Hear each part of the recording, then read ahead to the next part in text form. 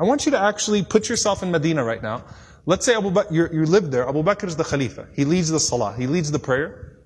He said every day after Fajr, Abu Bakr radiallahu anhu would go in an opposite direction of his house, and he would go deep into the desert. I was very curious. Right? What does he do out there? So Omar radiallahu anhu said, I'd watch him every single day. He'd go to Salat al-Fajr, and then Abu Bakr does not return home. He just walks far away into the desert. So he said, every day I'd wonder, ila ayna yakhruj? Where does he go? Where does he go? Where does he go? He said, one day I said to myself, la atba'anna. That's it. I'm going to go follow him and find out what he's doing. I just can't get over this curiosity of mine. So Umar radiallahu anhu said, I kept the pace from him to where he was at the end of my eyesight, meaning I walked just as far away to where I could still see him. And then he said, I saw him go into this beat up old house. So Umar radiallahu anhu said, I quickly went and I hid behind. And he said, he spent a long time in there. It wasn't like a short amount of time. He spent a long time until after the sun was up, meaning it was getting hot. This is after Fajr, this is way past Duha, way past sunrise. And it got hot, and then Abu Bakr radiallahu anhu left the home, and he made his way back to Medina. He said, this is way out of the city of Medina now. This isn't even the city of Medina right now. Way out of the city of Medina. So Umar radiallahu anhu said, I waited until I could no longer see him, meaning he made his way back to Medina. And Umar radiallahu anhu said, I knocked on the door. Okay? And he said, this woman opened the door. She was elderly, she was frail, she was blind, and there were a bunch of little kids running around. Okay? So I said to her, Assalamu alayki, ma sha'nukum ya amatullah. I said, peace be unto you. What is your situation, O servant of Allah?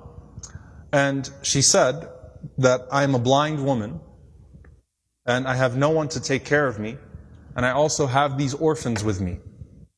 You know, and the implication, Allahu Alam, her kids died, left behind, these are her grandchildren, or these were orphans. Somehow, it's her, and it's some orphan children. And she says, I have no one to take care of me, and these orphans. Umar radiallahu anhu said, who is that visitor that comes to you every single day? The answer, she says, I don't know who he is. La yuthkar li ismuhu abada. He never once shared his name with me. He never bothered to tell me his name. Umar radiallahu anhu said, well, what does he do? Qalat jazahullah khair. She said, may Allah reward him. Every morning he comes. Listen, by the way, she details it. She says, he cleans my home. He washes our clothes. He grinds our wheat. He bakes our bread. He cooks our breakfast. And then he leaves. Subhanallah. Think about that. If this was the only narration we had about Abu Bakr, it's incredible. Seriously.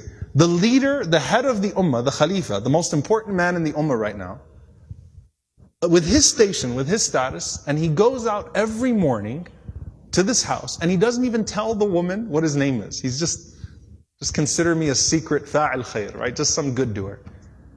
Washes the clothes, cleans the house, grinds the wheat, bakes the bread, cooks the breakfast, and then makes his way back to govern the ummah. That is absolutely incredible. Umar radiallahu ta'ala anhu says, every single day? Like, is this really what he does every single day? She said, every day, may Allah bless him. Umar radiallahu anhu said, do you pay him anything? She said, nothing. Umar radiallahu ta'ala anhu started to cry, and he said, أَتَعَبْتَ الْخُلَفَاءَ بَعْدَكَ يَا أَبَا بَكْرِ. You have exhausted every successor of yours, O Abu Bakr. You've exhausted us. Anyone that comes after you is exhausted.